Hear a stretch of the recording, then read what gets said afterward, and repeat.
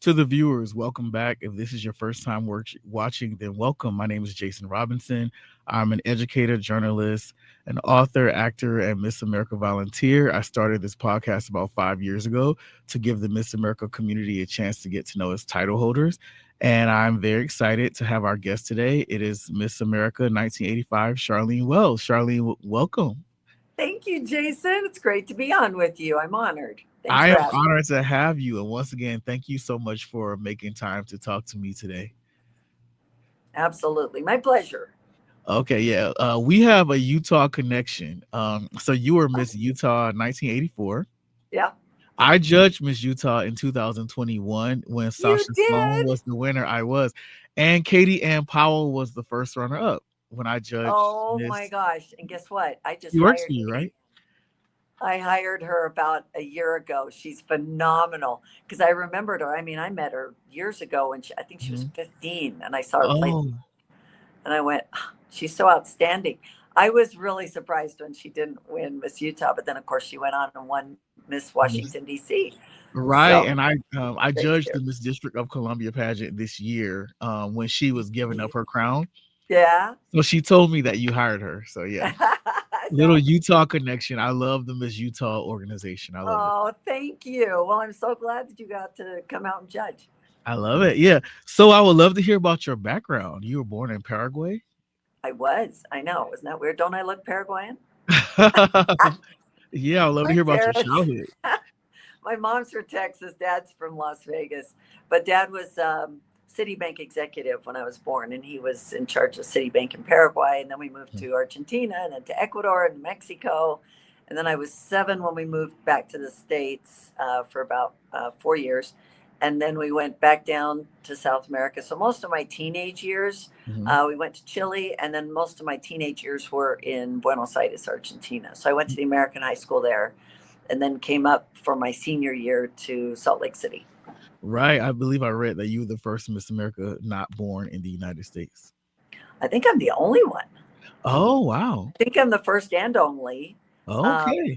I was for a while the first and only bilingual, but I Right. think Kira speaks Russian.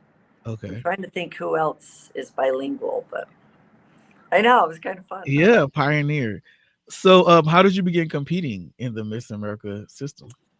So my senior year, I had been recruited to be part of the America's Junior Miss program. Okay. And so I had won a lot of scholarship money with that, probably about 15,000 in Okay. cash scholarship. So Mhm. I start my freshman year at BYU and everything's paid for. It was really, really awesome. And Nice. my mom, she came to me and said, "You ought to be in the Miss America program." Now, for me, all I could picture, I didn't grow up watching Miss America because I was down in South America, Uh-huh. but I knew enough to know there was swimsuit involved. And I was like, Right. "Yeah, I'm not doing that. Sorry, mom." And she did a little more research and found out that in Utah was the only state at the time where swimsuit was held privately.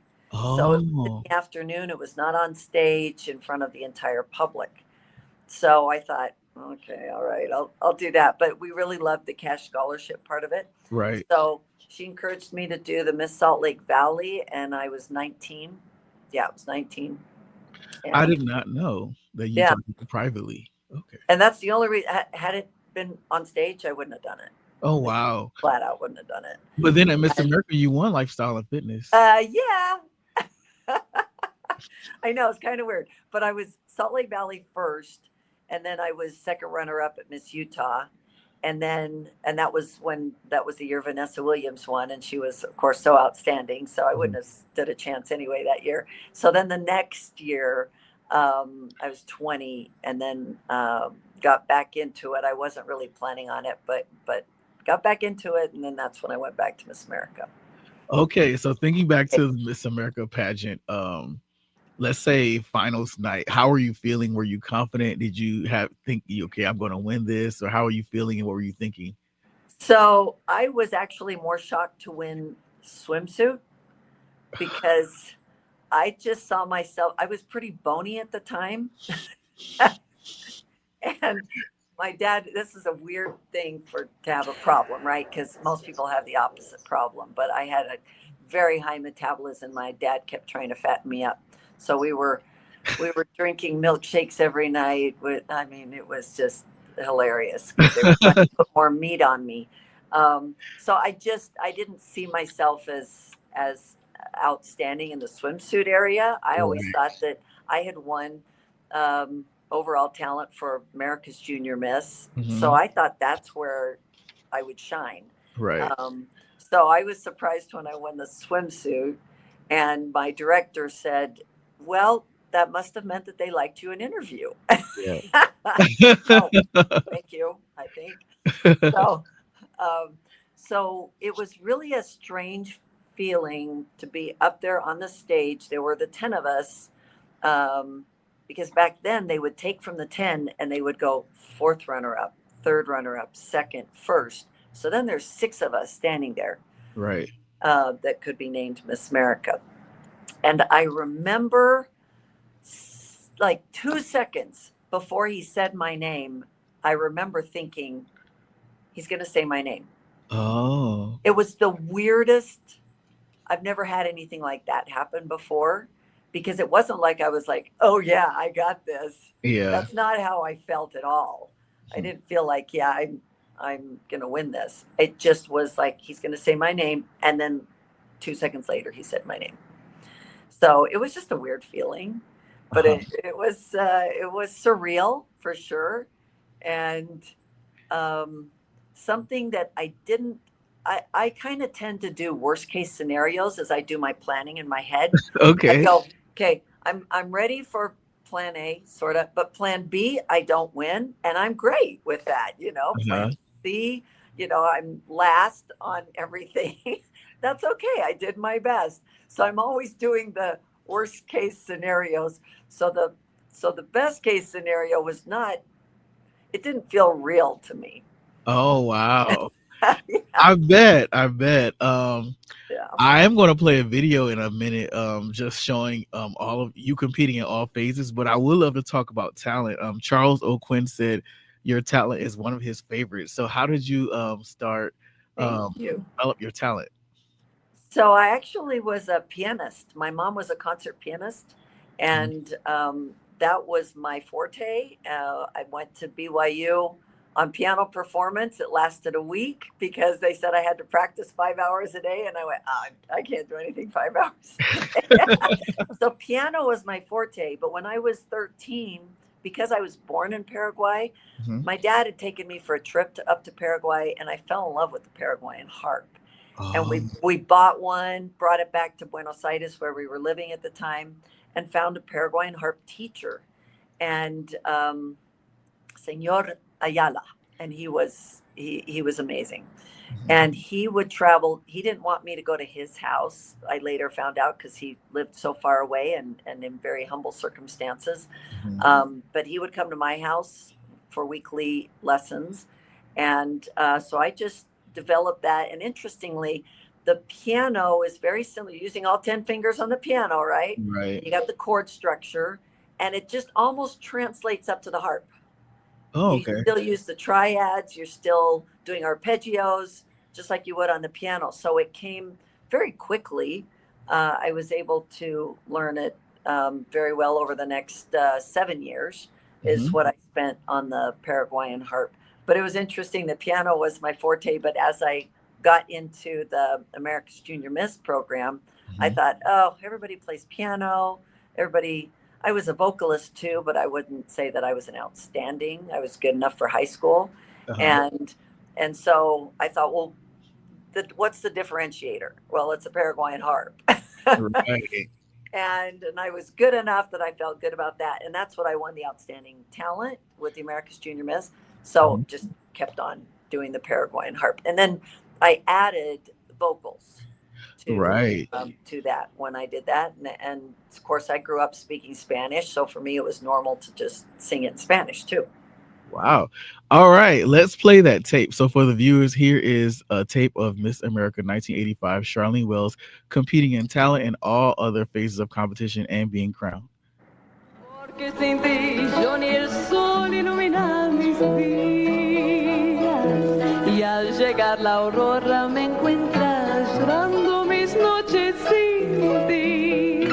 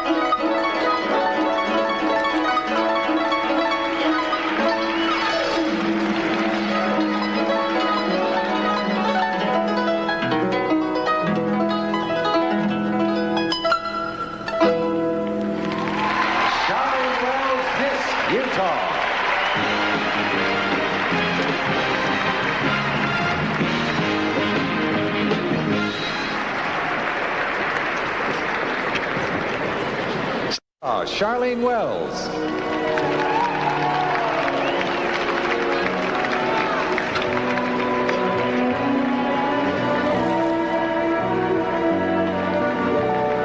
Having lived outside the United States, I've come to appreciate this country even more, where not only can we dream, but we have the freedom to become what we dream.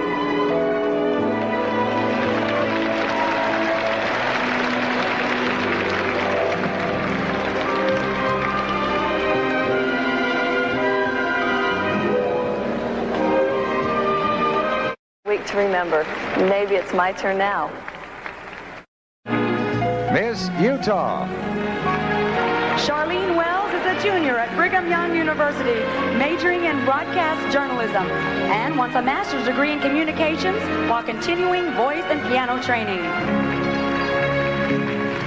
One of them is going to be the new Miss America and the winner of a $25,000 scholarship. Our new Miss America, Miss Utah, Sharlene Wells.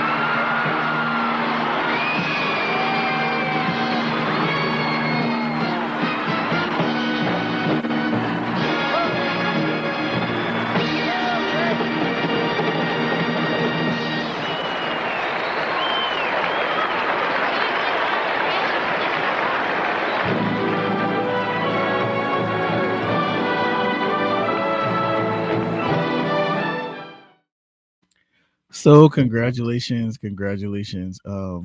Clearly you are amazing. That was amazing to see. Uh, Thank you, Jason. you're welcome. Do you have a fond memory from your year of service that you could talk about?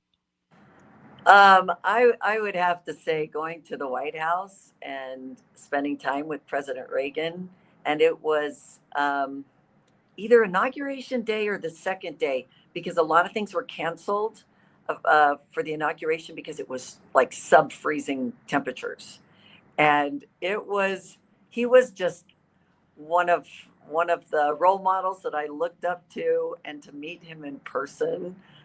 My parents were also there, so that was kind of fun. Senator Mhm. Hatch is the one who facilitated it. He found out I hadn't met him yet, Oh, okay. and says, "Oh, we're going into the White House." Next thing I know, we are walking up the driveway. I mean, they opened up the gates and they go, "Okay, walk up to the front door, knock on the front door."